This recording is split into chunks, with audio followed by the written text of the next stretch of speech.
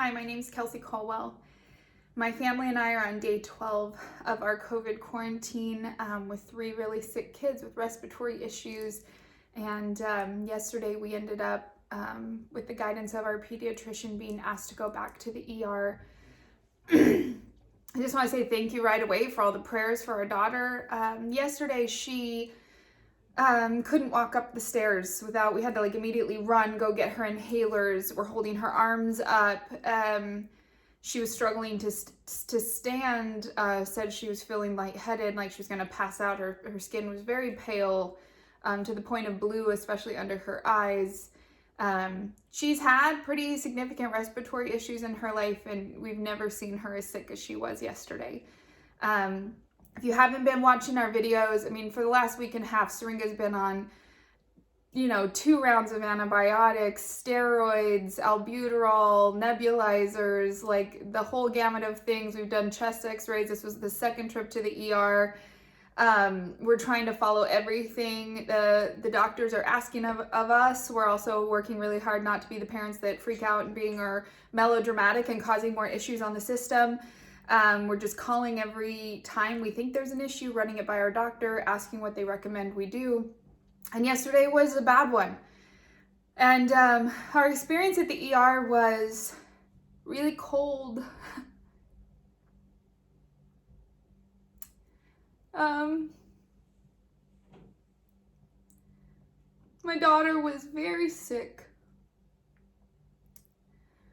And when I say all of this, please know, some of my tears are for our medical professionals too. I know they're maxed. And I'm really not interested in hearing anybody's opinion about how much they don't like our medical professionals. And when I share what I'm about to share, it's in no judgment of them, because I know what they're going through is incredibly difficult.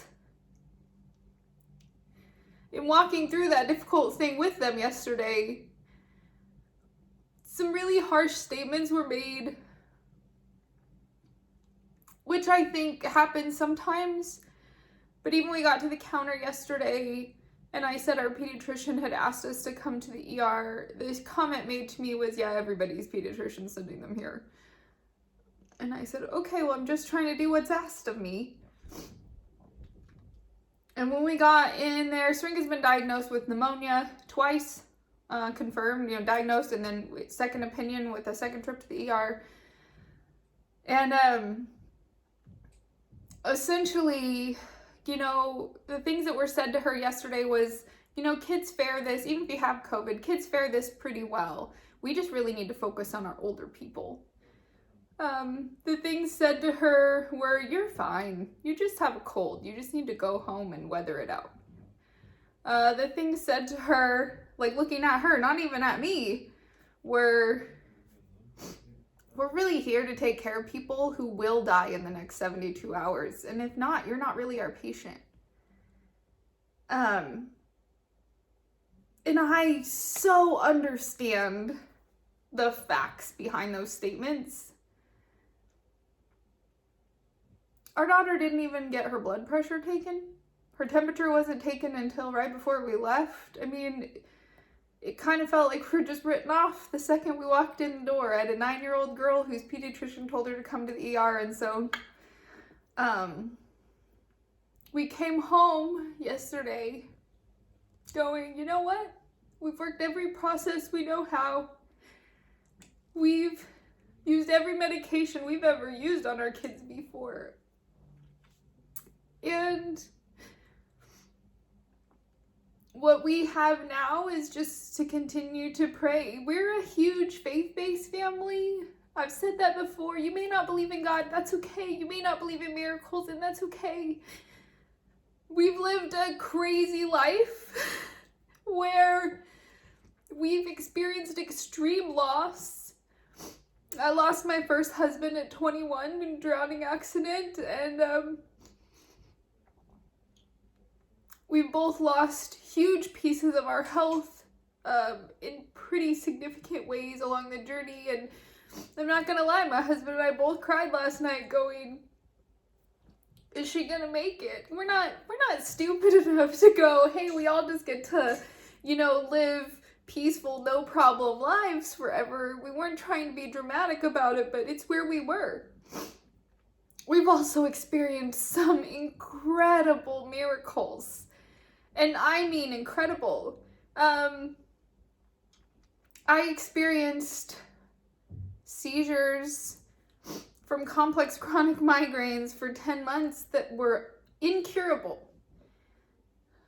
10 months later, I got prayed for, and I've not had a seizure since. And my husband was exposed to nerve agents and really lost a ton of his personality, a ton of his mental capacity, a ton of his physical abilities. He had a service dog. He was not able to work. He was on 28 medications a day, and in a moment, God healed him. Our daughter, honestly, same little girl we're holding today and trying to figure out what to do with. When she was 5 months old, she experienced a skull fracture, and just God miraculously brought her back after several hours of, even the EMTs were like, that is not the same baby. I don't know why God does miracles sometimes and doesn't others. I don't know why we experience huge loss in some moments and just unexplainable blessings in others. I don't know why it took 10 months to experience a miracle for my seizures. I don't know why it took 10 years for my husband to get his health and life back. I don't have the answers. And I don't know where our daughter's going to be in a week. What I do know is our medical professionals are hurting. I'm not about to judge them. My husband was pretty angry last night. I was just in tears, and I don't know what to do to help her. My husband even made the comment last night. He's like, I don't even want to go to sleep, because what if I wake up and she's not there anymore?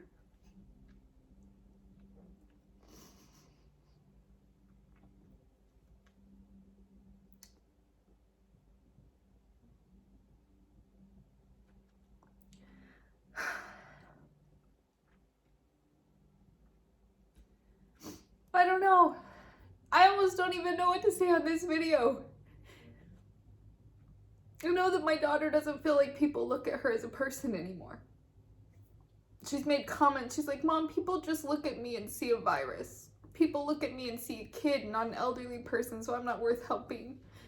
Or people look at me and see me wearing a mask and they think we're being stupid and overreacting. Or people look at me and see a mask and think I'm really sick, so they shouldn't even like come 100 feet from me. She's like, Mom, why can't anybody see Syringa anymore? There are people behind all of these stories. And there's going to be some ugly stories, and there's going to be some miraculous stories, but they're stories from real people. There are people losing their jobs. There are people losing their health. There are people losing their mental health because getting out of their house to places was all they had, to communities and groups of people that were keeping them going. I don't know. We're the Caldwell family. We're riding it out one day at a time. What I do know is in everything we've walked through, and some people think we're nuts, God's it. We're not guaranteed tomorrow. And I know that acutely. I'm not guaranteed tomorrow with my husband. We're not guaranteed our health. We're not guaranteed, a nice house and comfortable things and a trip to the coffee shop every day. Those are awesome. That's great. Life might not look like that tomorrow. And if that's our measure of success, man, we're just never going to reach success. We're never going to reach peace. If that's your measure of peace, if that's your measure of hope, if that's your measure of joy, you'll never find it. So am I hurting today? Am I sad? Am I worried for my daughter? Yeah, you bet I am.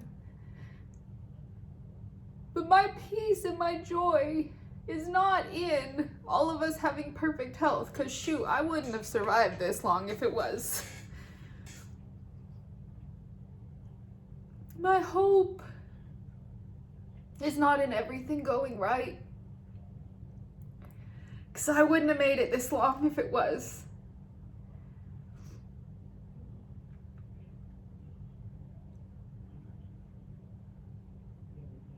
Our hearts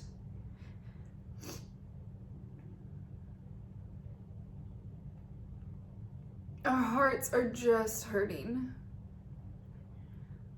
For everybody going through the challenges and the pain. Our daughter is incredible. This morning she's like, Mom, it's okay for us to cry. Mom, it's okay that this sucks. Mom, God's done great things for our family before. He's going to be with us however this goes. She started writing, there's a kids book series called I Survived. They're nonfiction, kind of historical fiction, I guess I would say. Like, I survived the hurricane of whatever. I survived it 4 or 5 days ago. Syringa started writing her own. I survived the attack of the coronavirus in 2020. And she goes, Mom, it's going to be okay. However it ends up, it's going to be okay.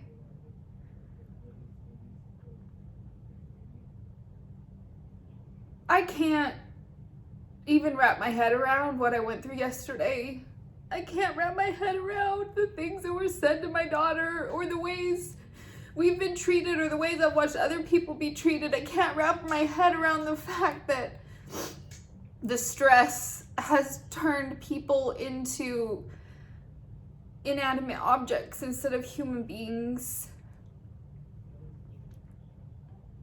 And will not attack our medical industry. I mean, like, which one of us has reacted perfectly under insane stress? None of us. So I sure don't expect that of them. I'm at a loss for words, for understanding. So where am I today? Today we pray. I don't have any more medicine. I don't have any more healthcare options. Today I pray. I don't know how it's gonna roll out. But I know it's the only thing that's ever gotten me through before. It's the only thing that's gonna get us through now, whatever the outcome. And so I just want to end today praying for you. You may not believe in God, and that's okay. I hope you find him someday, because he loves you. And you may not believe in miracles, and that's okay, because they're like impossible to understand and complicated. But what I do know is when you experience God and you experience a miracle, that you can't understand it and you can't explain it, you also can't deny it. So God, right now, there's a lot of us hurting. And God, I just pray you would do miraculous things. God, that you would bring peace where peace is impossible. You bring healing where healing's impossible. That you would restore relationships. That marriages that should have never made it somehow become closer in all of this. That things that should have never worked work. The things we can't explain and things that don't make sense, God, they happen for us. That the brokenness and the pain and the hurt that we feel on the inside, God, you can change. That's a miracle.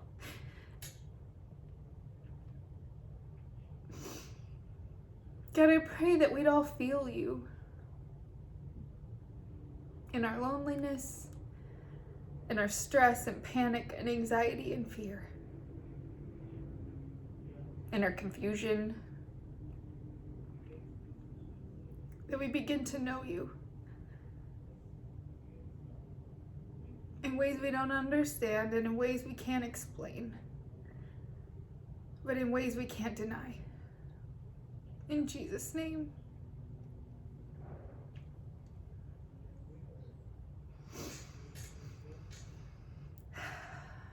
I know it's a long video today, sorry.